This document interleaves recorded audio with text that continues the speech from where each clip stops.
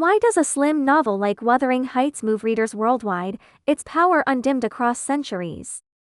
With Emily Brontë's unique pen, the book weaves a tragic tale of love and hate, where Heathcliff and Catherine's souls entwine amidst the winds of the Yorkshire moors, destroying two generations yet kindling a spark of redemption. Let's step into this lonely manor on the wilds, exploring the boundaries of love and revenge, feeling the darkness and hope of human nature. Part 1. The Song of the Moors, Emily Brontë and the Victorian Cry. Wuthering Heights, Emily Brontë's only novel, published in 1847, became a literary classic for its bold themes and complex narrative. Born in a Yorkshire parsonage to a poor family, Emily lost her mother early and grew up in the desolate surroundings of Haworth, shaped by the wild and lonely moors.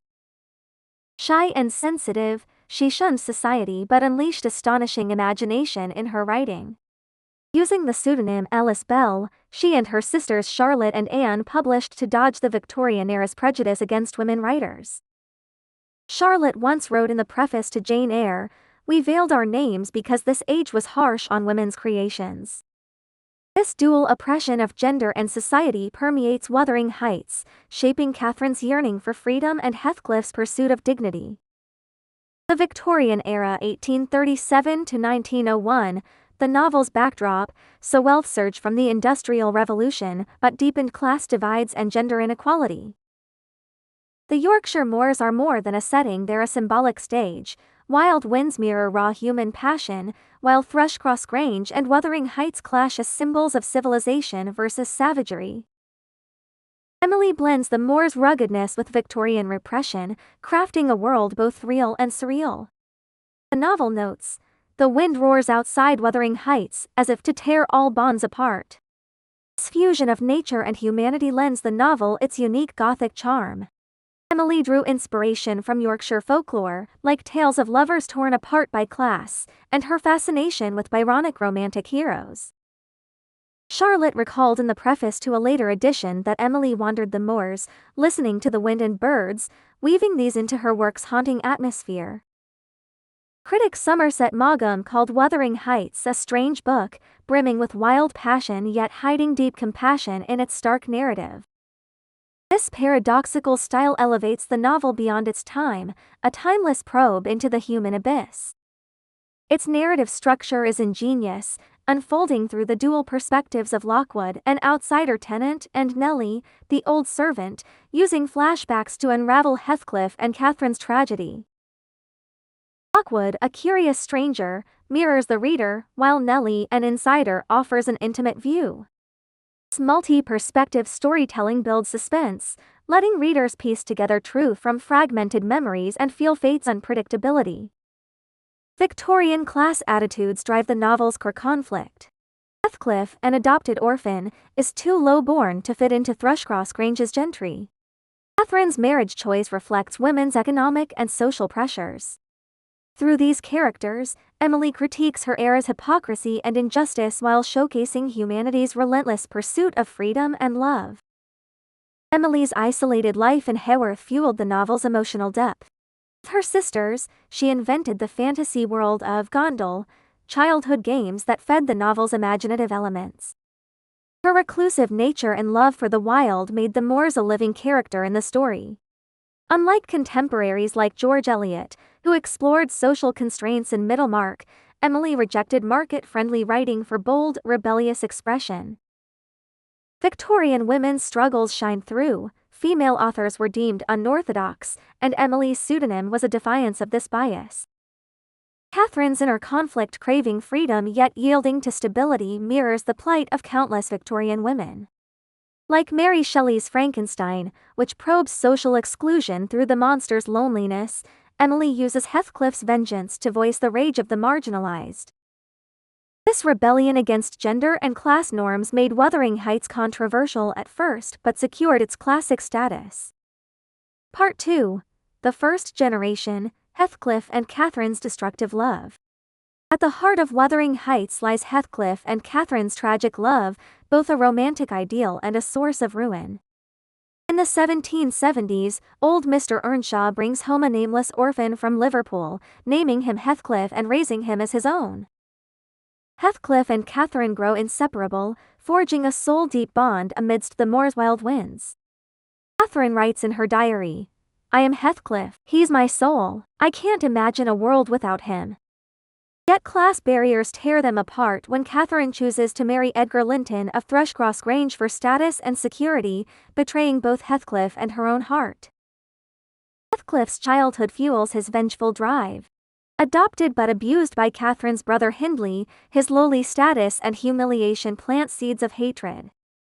Hindley, jealous of Heathcliff's favor with their father, demotes him to a servant, denying him education. As an orphan, Heathcliff is a societal outcast, his marginalization shaping his thirst for power and revenge.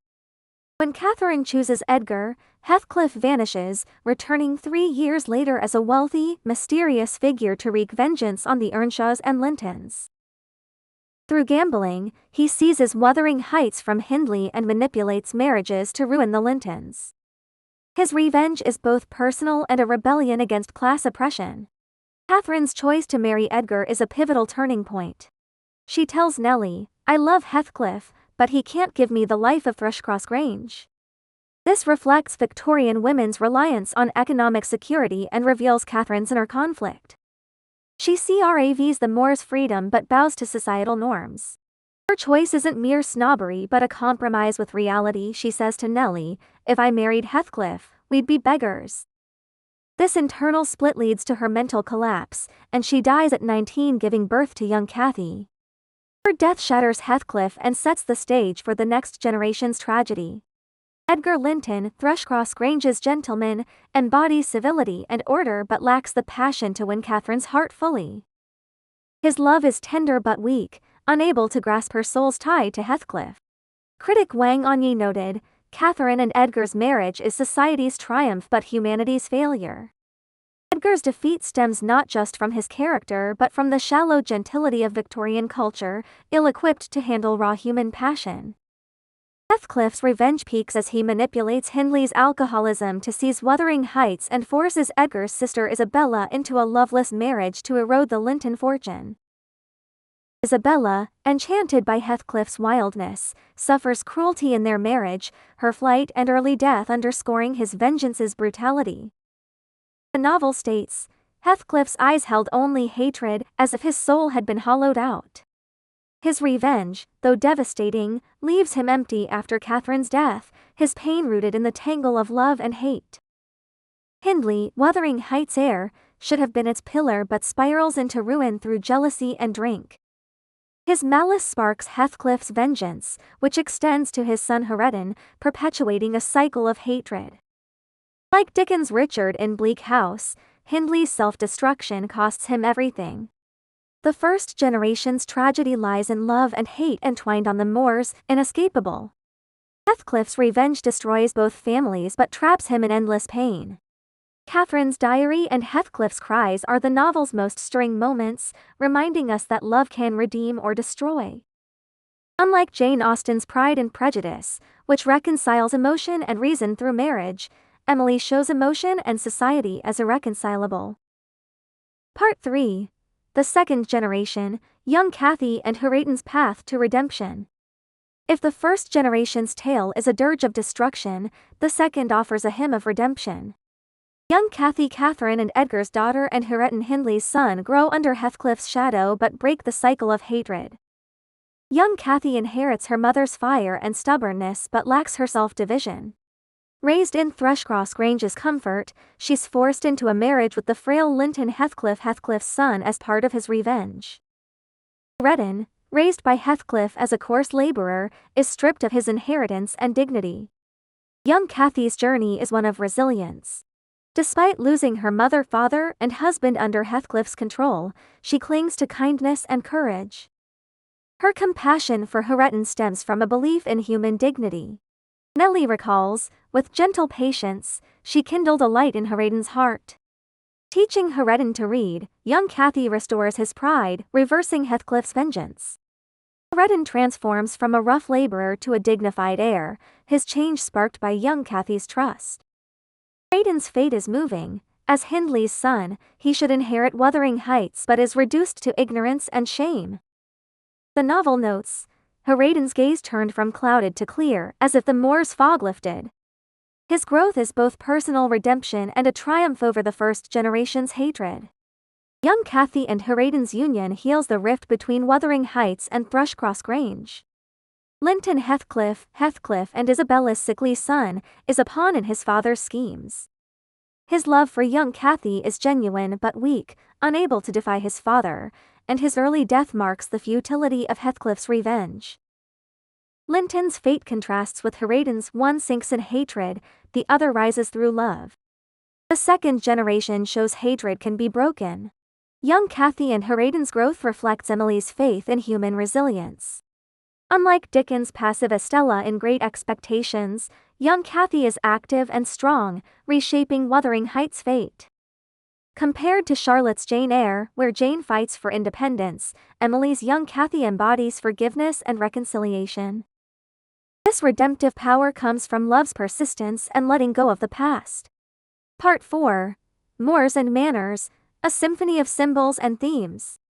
Wuthering Heights captivates not just through story and characters but through rich symbolic imagery. The moors, wild and free, embody untamed human passion.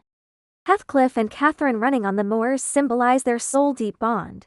The novel says, "They raced across the moors as if wind and soul were one." The moors reflect characters' inner turmoil, Heathcliff's rage and Catherine's fervor echo its storms.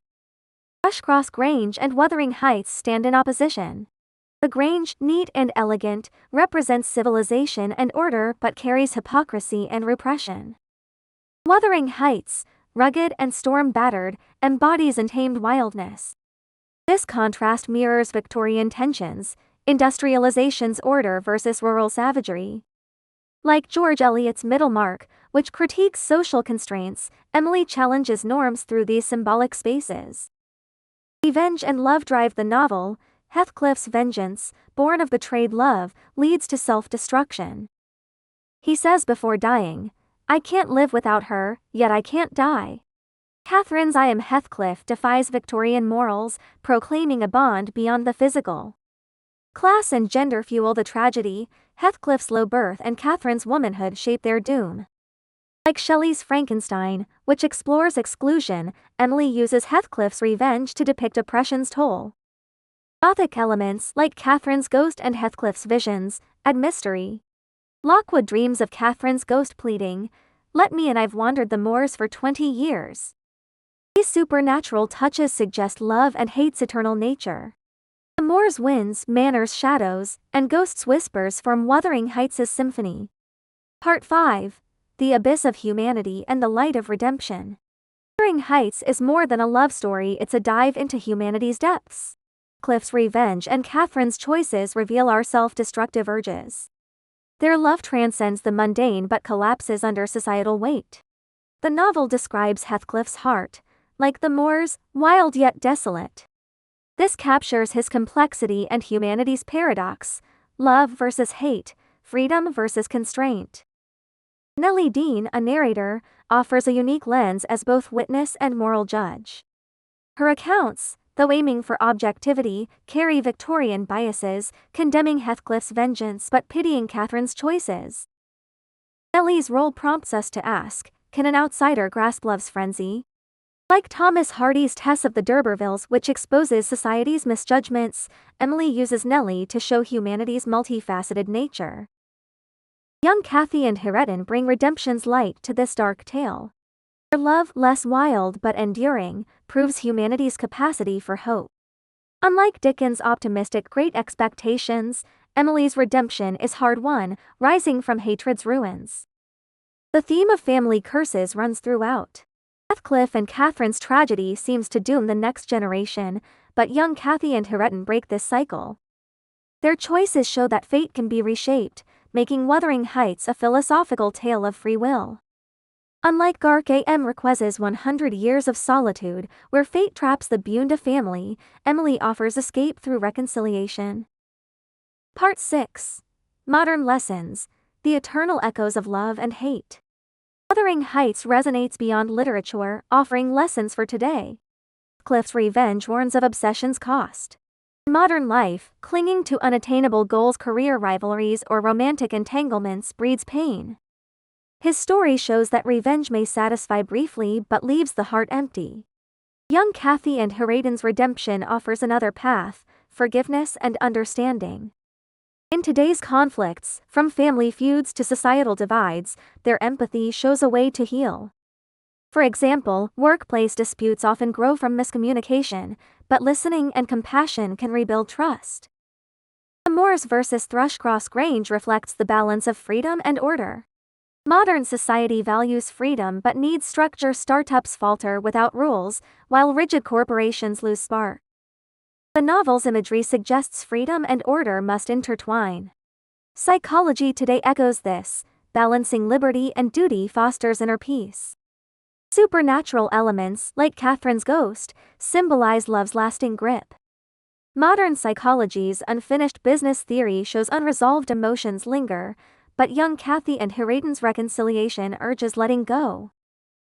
Conclusion: The Eternal Song of the Moors. Wuthering Heights is an epic of love and hate, where Heathcliff and Catherine's tragedy shakes the soul, and young Cathy and Hareton's healing offers hope. With stark prose and wild passion, Emily Brontë unveils humanity's darkness and strength. Through layered narration and vivid symbols, it weaves personal fates with its era's struggles. From Heathcliff's vengeance to young Cathy's redemption, we see love's dual nature: it can destroy or heal. The clash of Moors and manors mirrors the eternal dance of freedom and order. Victorian class and gender pressures echo in today's choices. How do we balance love and duty, obsession and release? Wuthering Heights is a mirror, reflecting humanity's complexity and guiding us toward deeper wisdom and empathy.